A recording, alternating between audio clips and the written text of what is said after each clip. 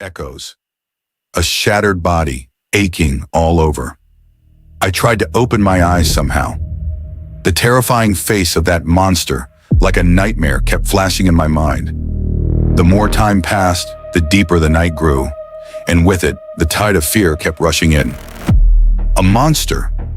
Did I see a monster? Something supernatural? I was never someone who believed in these things.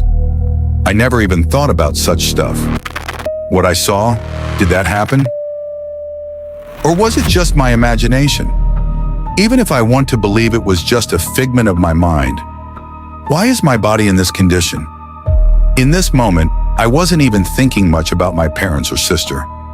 My mind was forced to focus on just one thing. What happened to me?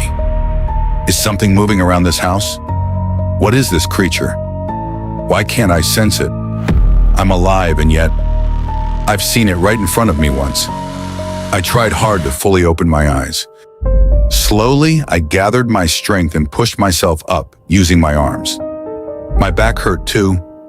Blood had pooled in one corner of the floor. I couldn't blink properly. My head throbbed for a while. With wide, dazed eyes, I tried to observe my surroundings. I wasn't in my room. I was lying under the stairs. Didn't even realize it until now. Now I could see the stairs. The entire house was in darkness. I could sense that there was electricity around, but not inside the house. Maybe ever since I entered the house, the power had been cut. Still the same darkness. That smell I first noticed near the stairs, it was now becoming more pungent.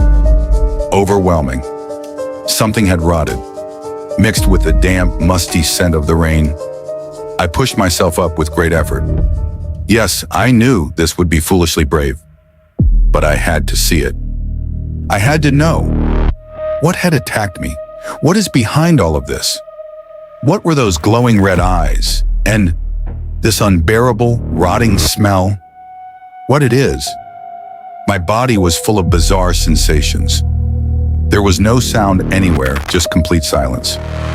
It feels like I'm in a graveyard. Silence was so heavy that I could hear my voice, my thoughts.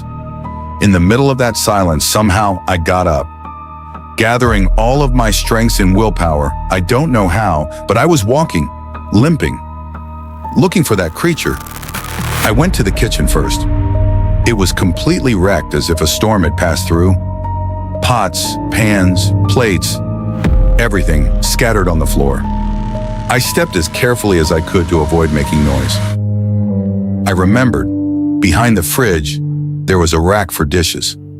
Dad had once wrapped a big machete in paper and hidden it there. He clearly said he'd use it to defend us if a thief ever broke in. I didn't waste a second.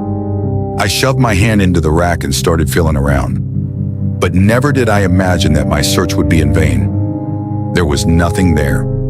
I was stunned. I remembered clearly. Dad had placed it there with his own hands and told me not to tell Mom. When I tried to, he beat me badly with a belt that day.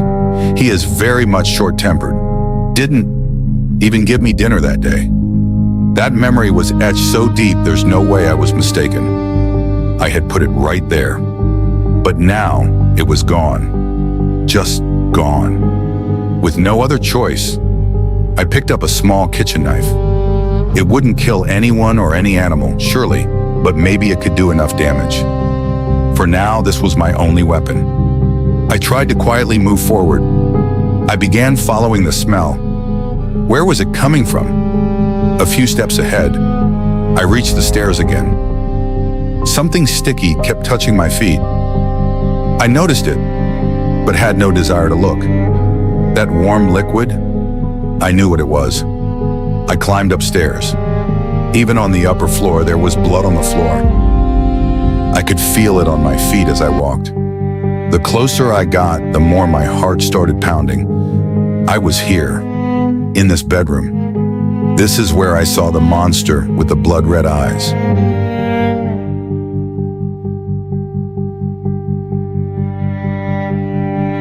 That demon. Step by step, I reached the front of my room. I couldn't gather the courage to enter. By then, I was clutching the knife's grip tightly. Whatever moved, I would stab it. I turned on the flashlight from my broken phone and looked around. Nothing. Just a broken wardrobe on the floor. The bed sheets soaked in blood. Blood splattered across the floor. Finding nothing in my room, I decided to head to the storeroom. I was sure there was something in there. That awful stench. I had last smelled it strongest from there. I stepped out of my room, passed through the big hall. Mom and Dad's bedroom was right next to mine. As I walked past, I noticed that the huge lock on their door was missing. Only the door was closed. I pressed my ear to it, tried to hear something. Nothing.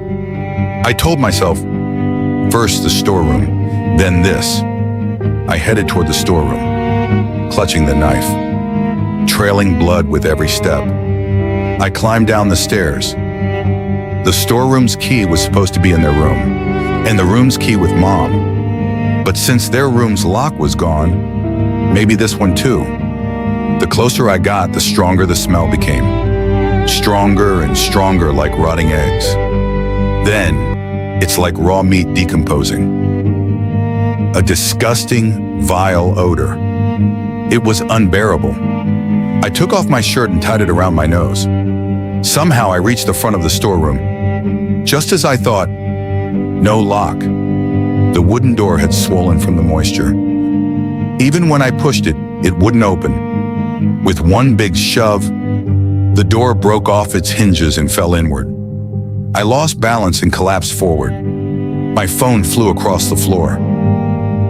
I still had the knife in my hand. I quickly reached for the phone. The smell, it was worse than ever. Worse than anything I'd smelled in my life.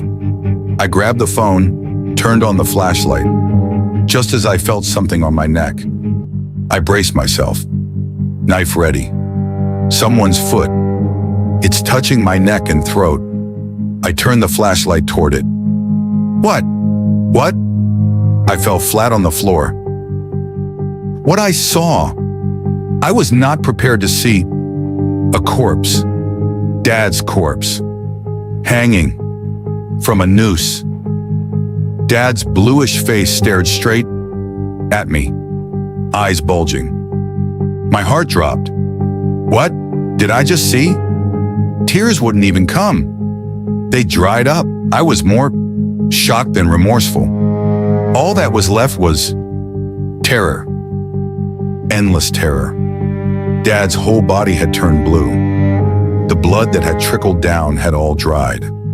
Flies buzzing around. Sitting on the floor, I was just shocked.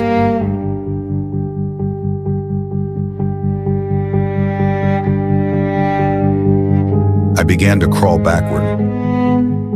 I couldn't believe my eyes. As the flashlight moved ahead again, those red eyes returned. That demon. It was coming closer to me again with that creepy smile. It was smiling at me. I stood up. Terror froze my feet. I felt like a statue. Then with a roar, the monster charged at me. And in that state, I ran toward my room.